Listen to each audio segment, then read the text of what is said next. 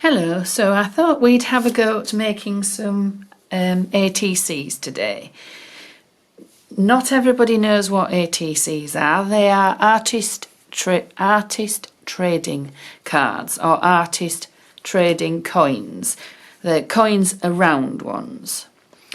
The measurements for an artist trading card are traditionally 2.5 inches by 3.5 inches. Because most of my paper trimmers are in centimetres, I tend to do mine 6.5 by 9 centimetres, which is more or less the same size. There's about a millimetre in it, but not much. So I usually use that measurement, and then all mine are the same size. I have received in the past ones that are way bigger and some that are way smaller, but that's the traditional measurement. They're usually made in sets. So you make a set. I tend to make a set, keep one and then swap the others, or sometimes if I've got a lot of scraps lying about, I just make a set just for the fun of it. Some people like to make them and use them as toppers for cards. Little journaling cards, you can make them and make them into journaling cards, put lined paper on the back or leave the back plain, and then they can be popped into journals, and you can journal on the back, or you could put them on a page as an embellishment. There's lots of different things you can do. I tend to use up scraps as well. If I've got a lot of scraps of things lying about, I think, right, we'll have a go and use some of this up. Never diminishes the pile of scraps by much, but never mind. So this is my blank one. Now I've used, it was actually packaging from a paper pad, and it's sturdy enough to use as a backing for an ATC or a small tag. There's usually a shiny side and a smooth. I tend to glue to the shiny side, and then it's easier to write if you're using them as journaling cards on the back. And if I think I'm going to put a lot of mediums on, sort of a lot of crackle paste, gel medium, texture paste, whatever, I'll use either watered down PVA, gel medium or decoupage glue, and glue this to my base card. Then it doesn't matter what I throw at it, it won't move. These I think I'm not going to do sort of much wet medium on, so I'm just going to glue it on with PVA. So I've glued it onto my scrap of paper. Just trim the edges.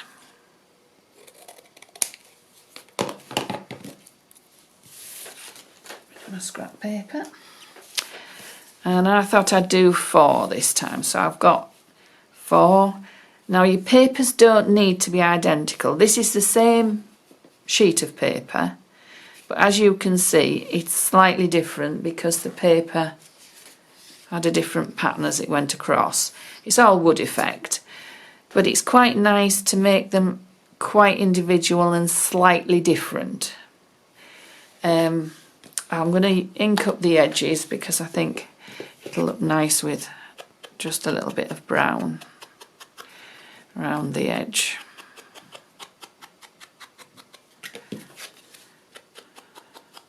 You don't have to do this, but I tend to do this as a matter of course.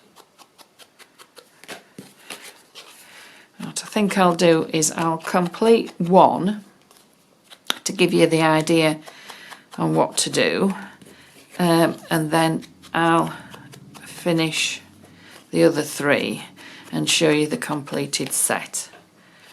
But that's our base started. So I'll do this one soon as it's the nearest one to me, and I'll just set those aside for the moment. I've gathered up various scraps. There's some tea stained paper, there's some book pages, these are just out my scrap box, some music paper, there's a little bit of a masterboard. I sort of decided I would do a purple theme. So I've got some old postage stamps, and I've also got these, which are the photo booth photos, and I thought I would do 4 of those. Maybe, shall I do all ladies? Possibly all ladies. Do I do gents? I've got some scraps of drawer liner as well here, which fit in nicely with the colour. But they are flowers, so I think we'll do all ladies. I've also gathered up the inks that I thought would go with them as well. So we'll do, well, seeing as she's handy, we'll do her. We'll set those 3 aside for the others. So we'll have a postage stamp. I tend to gather up what I think I might use to set off with, because it is much easier if you've got things around you. Put all those out of the way. And they can be as quick or as complicated as you want to be, can these? These were scraps of drawer liner, which I thought would look quite nice on there. She needs trimming down a little bit because she's a bit uneven all the way around.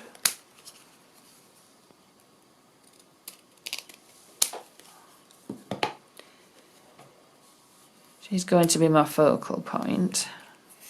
So I might have something like the flowers coming in at one side and then the postage stamp there. But I need more layers. I quite like this for colour, but it's maybe a bit bold. But if we don't have much of it showing, it might work. Yeah, I think that might work. So I'll tear that down there. I think I have some more of this for the other 4, the other 3. Yeah, I quite like that on there. I think I'll ink the edges in brown because it'll just add to the vintage feel of it.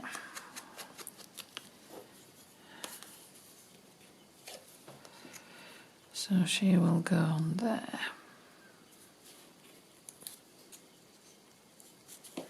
As you can see, they're quite quick to do because they're only small. You haven't an enormous amount of space to cover. Quite liking that. But I still think we need more layers.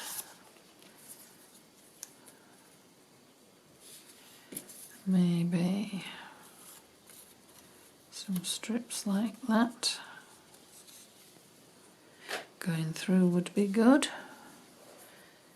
Just wondering if I need a little bit more inking. Have I got a stencil handy?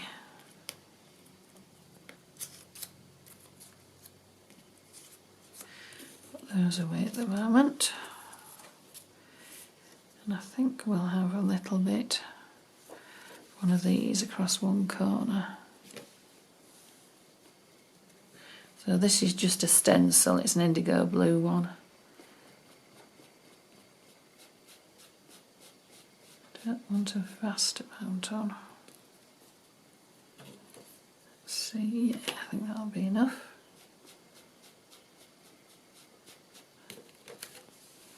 Just adds a little bit of interest. And we'll go a bit further up. Do a bit more. That's it. And I think because I've got some down there, I'll have some at this corner. It may well not show.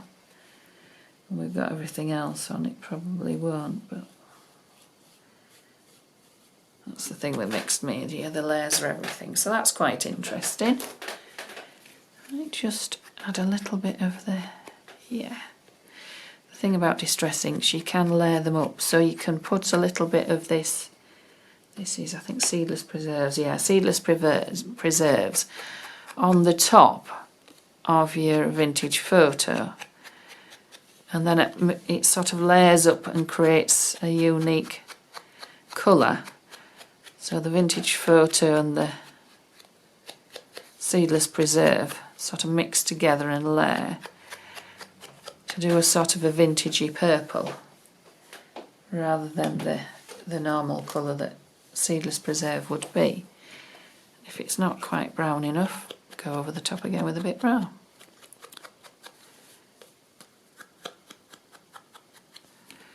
So that's got a little bit of a border and something a bit more interesting. I might at the end put a little bit of crackle paste as well, which would be quite nice. So I'm going to put these together. This is my book pages, my music and my tea stand.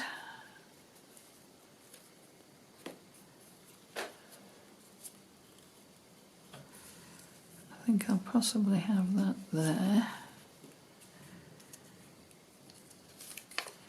Put this one as well.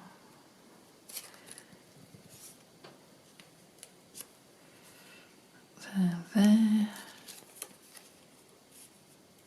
there, and that there. Yes, I think that's about right. As you can see, we won't see a lot of these background bits, but that doesn't particularly matter. They're just there to add a bit more interest. So I'll take that off, that one, and we'll glue these down. Sometimes I work from the top down and glue everything down sort of first, and then glue everything together first and then add it on. But this time I'm going to just add them in here. Sorry, yeah, next door's dog's yapping again. We got it an awful lot. I think it seems to be having a bit of a row with another dog. Right, so we've got those two layers. We'll just have a bit of ink.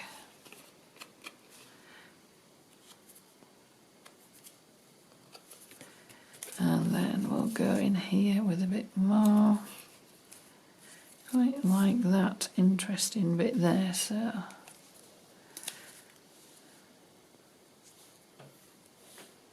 Yeah, I better ink that up because it's a bit white. And sometimes if you've got plain, just tea stained paper, to make it a little bit more interesting, you can add a little bit of script to it, just in places, because everything else goes that way. We'll go across.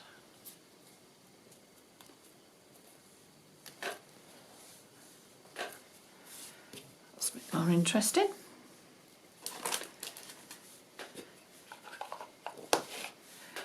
So we'll go on there with that.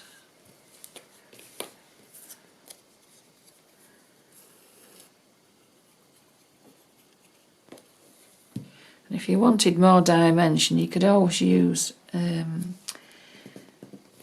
foam tape or foam pads, anything like that. But because mostly these are posted out, I tend to try and do them reasonably flat. Otherwise you incur too much postage charges. I once sent one to America for a swap, and I'd put a button on it, and I'd got it all parcelled up nicely, nice thick envelope, avoided having any bubble wrap because I thought that'll make too much dimension and will cost too much. And at the last minute I decided to stick a button on this thing. Stuck it on, completed it, and as I say, packaged it up, took it to the post office, and it cost me about £3.50 to send one little card this size to America because of that button. So I tend not to put buttons on things now. So as you can see, we're just adding things together and layering them up So you've got a nice lot of dimension. Get it straight, I think so.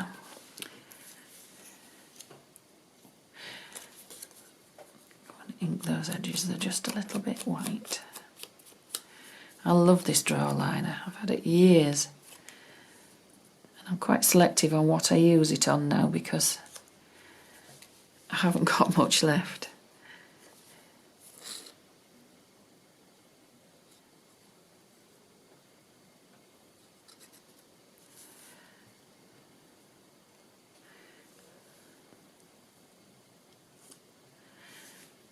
Most of my projects, and definitely ATCs, have a theme to them. Just wondering if I should have a little bit of book page or something underneath there. What have we got? What should fit on there? Not quite wide enough. Ah.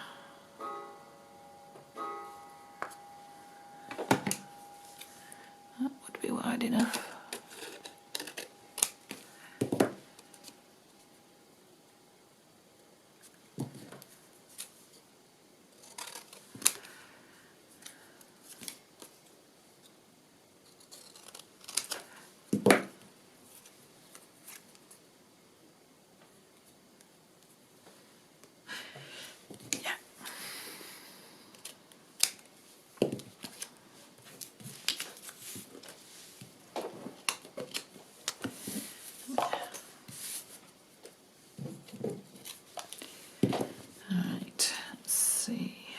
Scuff this up a little bit with my scissors. It isn't so perfect then.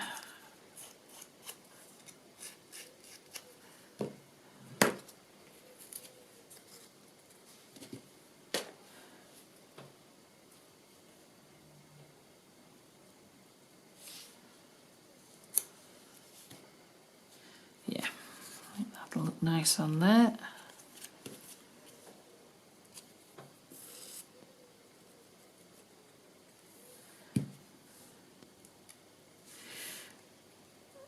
If I'm layering up little things like this, I don't always put the glue right to the edges because then you get little bits of texture showing because the edges lift up a little, and it just gives it a little bit more dimension and interest.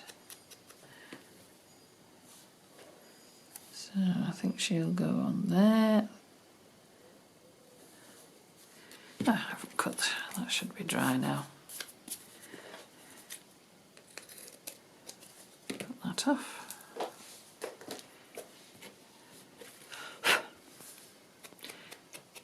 My brown sponge is getting a bit worn and old, needs replacing.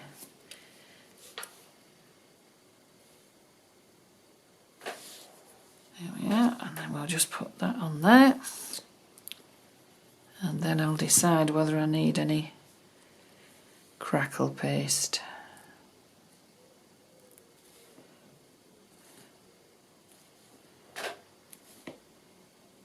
Stick.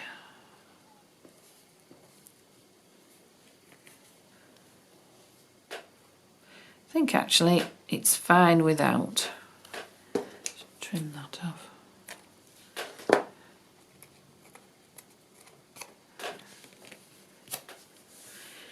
So there we are, a nice, quick and easy ATC. I'll complete the others and then I'll let you see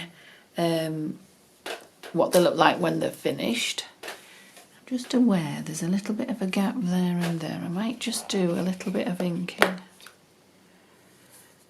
just got this text stamp. Yes. I don't mind white space sometimes, but sometimes it just annoys me. There we are.